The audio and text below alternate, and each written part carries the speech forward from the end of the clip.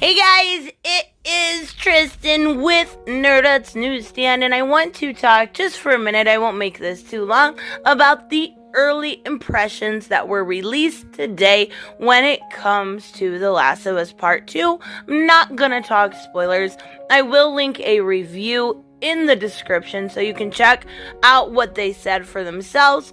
Basically, today was, the day they got to tell us how it worked, how it went through, and they were able to talk about a specific 2-hour demo that you were playing, obviously, as Ellie, looking for a woman named Nora, who's somewhere in Seattle. She has ill intent towards this woman, and I do believe, because the way that this is worded, that they end up at the hospital, which is shown in the state of play. I believe the woman at the end is probably this Nora we are talking about.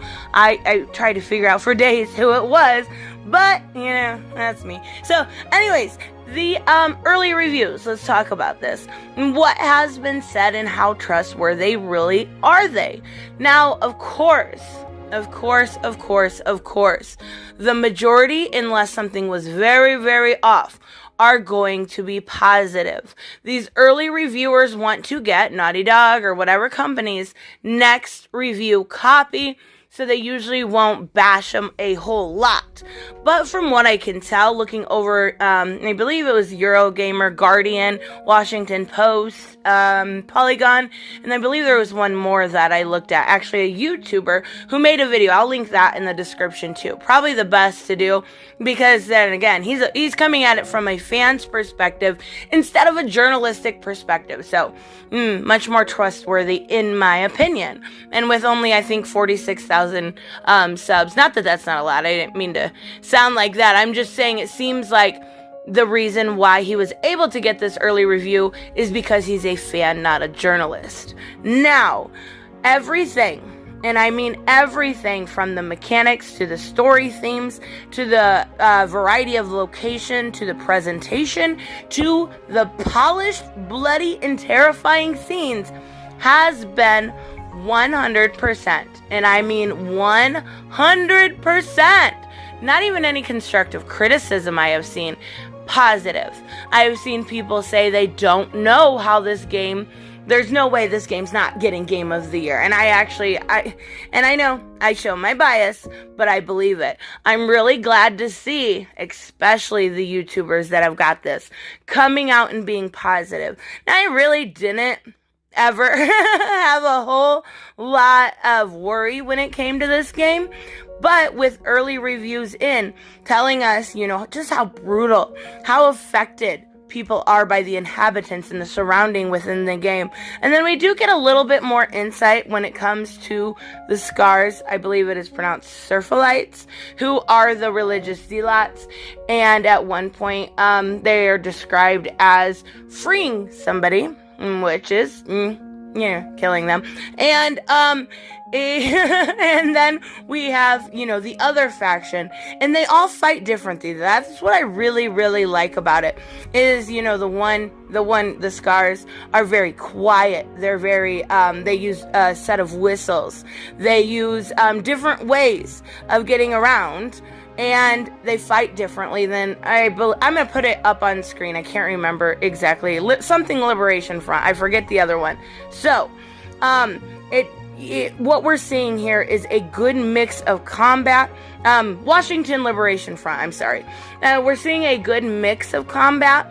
We're seeing a good mix of whether it's crafting, wielding guns and tools similar to what was done in the first game, or more direct combat. We are seeing a lot of really good signs towards this game. Now, I did say yesterday, I believe it was, that with the embargo being able to be released on the 12th, I have, that's a really good sign. That's a good embargo date, a solid week. But it seems like what the themes we're seeing here is the cycle of violent retribution, the cycle of violent vindication, and just wanting to get back for a brutal thing that happened that I'm not going to talk about. But It's going to include it's a linear game, but it does say there's a lot of open world to it. Now, not completely open world, obviously, but you're not only getting that, you're getting two very different gameplay experiences when fighting against the humans. And it's saying, the humans are almost worse, much worse than, the zombies or the clickers or anything. They're much worse. And not only that, but it's heart-wrenching is how they're exactly describing it, because now there is more dialogue introduced, right? So your enemy can look at you and beg for their life. Or, if a dog was coming after you and you shoot it, they can cry for that dog. They can cry for the friend that you killed.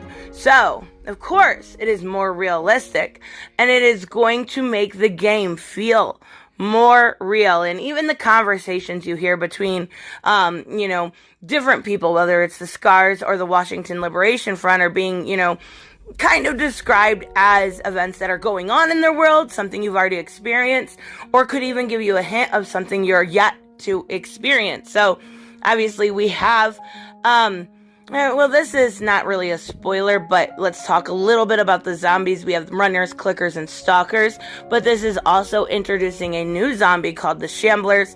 Blurry, similar to the bloaters who throw, the noxious gas. So it's good to see something new, whether it is crafting, zombies, the different factions. I'm really, really excited to see it. It does say that the clickers and the stalkers are more aggressive and trickier than ever.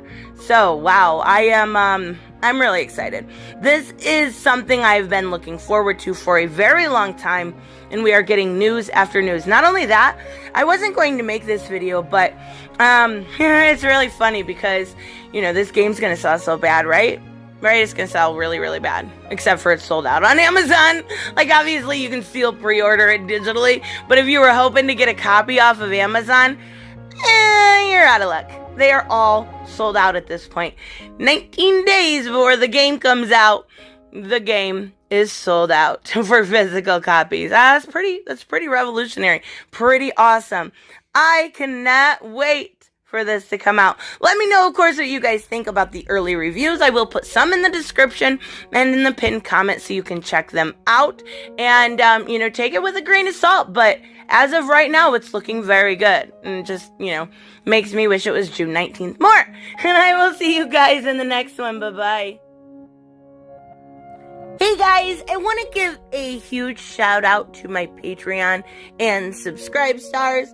You guys literally make this channel possible. Huge thank you to Cage the Mick, Robert Mick Twiz, Black Knight Fool, Brucey, Chris Z, David L, David Rafford, Jeffrey Allen Carnes, Mighty Balls, Mike Buckner, Maizen Barbosa, Ruskar, Ryan Decker, Robert Hoffman, and Doc Holliday. You guys are absolutely amazing, and thank you so much for all your support. Don't forget on the way out to like as always if you enjoy the content and hit subscribe. And I will see you in the next one. Bye-bye.